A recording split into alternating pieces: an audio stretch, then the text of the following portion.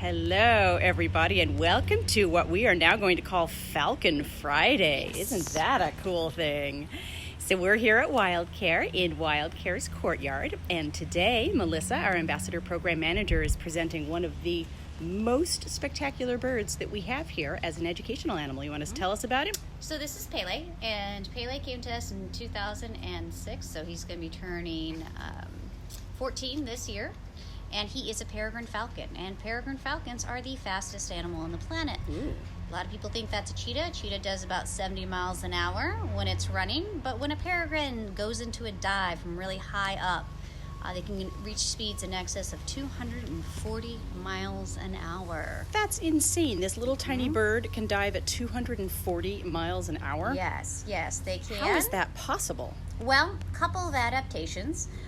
First is the nictitating membrane. I know we talked about that a little bit the other day, and that is the opaque-ish or translucent eyelid that comes over. Okay. And that protects him from the eyes from drying out at such a high speed. Inside his nostril right there, it says here, he has a tubercle. And what that does, it's a bunch of rods and fins, and it slows down the air. Because if you tried to breathe at over 240 miles an hour, your lungs would explode. And so what that does is it slows down the air so he can breathe at a normal rate. That's insane, right? If you ever try to stick your head out the window when you're driving and how hard it is to breathe, or skydiving, that was one of the biggest issues with skydiving, was you couldn't breathe. Right. So wow. He's very aerodynamic. The wings fold back, and basically it's just like an arrow coming out of the sky there.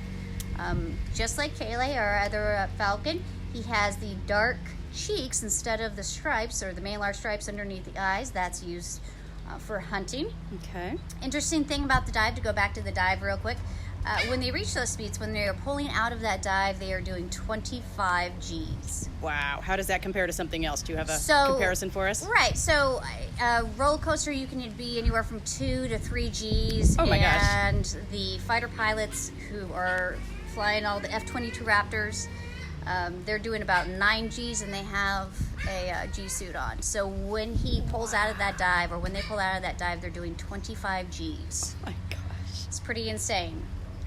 How does his little body withstand that? I just can't even imagine. Well, they're built for it. They're built for it because the way that came about, or the way that they discovered, was they actually had somebody skydive and train with their falcon, who was a falconer and a skydiver. Cool. And they attached a bunch of different devices on his tail, and they were able to figure out that they were doing over 240 miles an hour. Wow. Now, in the wild, their diet is mostly birds. Okay, but it is like any other predator, where they're opportunistic, so they'll take whatever is available to them. But for Pele here, Peregrine Falcons, that's pigeons, ducks, geese. A lot of people ask, how does a tiny little falcon like this, who weighs only about 1.5 pounds, take down a Canada goose? Yes. Real easy. This is an excellent question. Really? Real easy, yep. Woo. So this is a normal behavior for him on the glove. It's just his way of getting his little anxiety out. Yes, he's very high strung. Yep. So what happens when they take out a Canada goose is they'll climb up really high, and let's say they see a flock of them. Okay. Right? He'll go into that really steep dive, it's called a stoop, fly right past the Canada goose, take these very long feet, make a fist, and hit it in the head. Stuns it, falls out of the sky. Are you kidding? Yes. It's called a strike. Another way that they can do, they can take out a predator from the air from the air, is that they can fly right by it, and they take one of their talons and they can scrape right underneath the belly. Yerks. Yes. So strike and scrape are two of the most common ways. That works. And then what? He dives down and finishes his meal and feels very proud of himself? Yes, he does. Wow. I honestly didn't know that about the strike to the head of the Canada goose. I can only imagine. That is crazy. So the feet are really interesting. Here he goes. This is called baiting, and this is something that happens with birds on the glove. And we're going to hear his voice now. Pele is upset with us. He's perfectly fine. He's not super stressed, but he's definitely he's letting us know that this isn't his favorite thing in the whole world. So the way I describe that to the kids, to get hit in the head at such a high speed, is that if you were standing on the sidewalk, somebody drives by and throws a bowling ball at your head. Ooh. That's the impact that it would have. Yeah, that'd knock you out. Yeah. And they can be found in any open range habitat along the coast, in the cities. In the cities, you'll see them obviously because of the pigeons and all the different types of birds that we have in the city. I've heard they love pigeons. They do love pigeons. They are quite the pigeon hunters. And I did hear that the buildings of our cities replicate very closely the canyons that they would normally like to nest on in the wild. So you have a big, a long street in the financial district of San Francisco or in New York, and you have this great landscape full of flying food, the pigeon population, that's just perfect for these guys. So that has been a really cool part of their recovery. You want to tell them about DDT and all the rest of it? Yes, okay. So we were using DDT back in the 60s and the 70s. And what they were finding was that with bald eagle and with the Peregrine Falcon, they were eating prey that had DDT in them, and it made their eggshells very fragile. So every time they laid eggs and they went to try to go incubate them, they'd break. Oh, so horrible. So the Peregrine Falcon and the bald eagle were on the brink, and the banning of DDT actually brought them back to a healthy population. That is amazing. Did I read correctly? 2,000-something breeding pairs that we know of in the United States right now? That is such an astonishing recovery for such an incredible bird. I love his feet. His feet are great.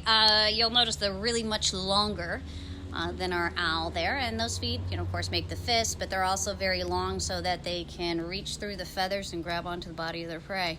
Right. So if you're skydiving onto a pigeon from... Yes. How high do they go when they dive? Does it just depend on where the prey is? Yeah, it depends on where the prey is. I would think you'd need a fair amount of distance to get that much speed up. Right. So they can, they might see a flock. Again, they have the 8 to 10 times farther than a human. They might see a flock of pigeons, flock of geese, or a flock of ducks, and they will start climbing up really high and basically just strike right out of the sky there and grab one. That is so incredible. They're found all over the world, too. Oh, cool. Yeah.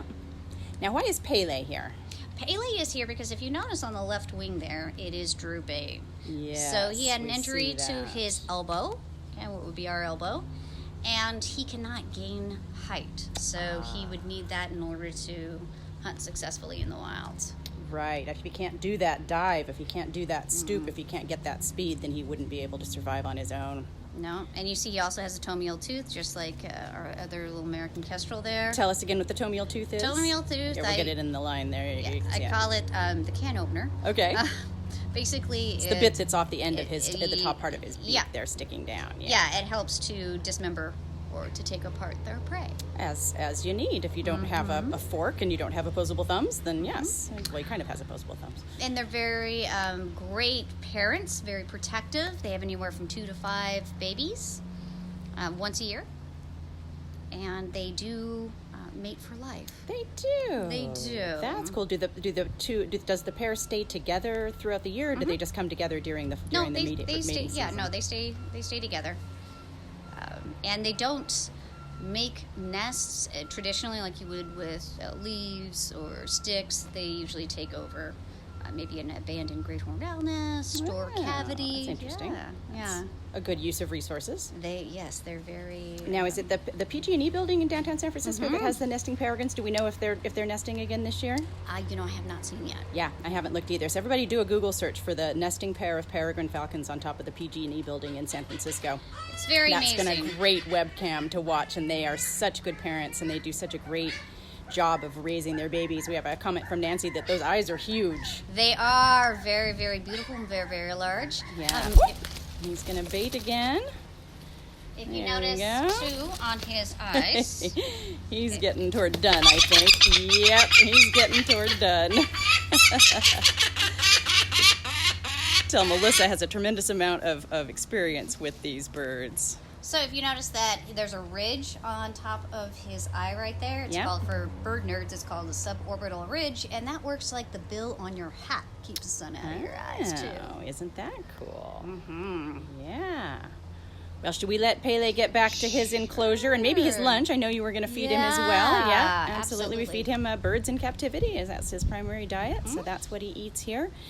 And we're just so glad to have everybody joining us for these live feeds. We're not going to do a live on Saturday and Sunday. We will be back on Monday with a live. And right now, unless it rains, the plan is for that to be the release of our mud-covered vulture. Ooh. So we're going to release him up in the hills. Cool.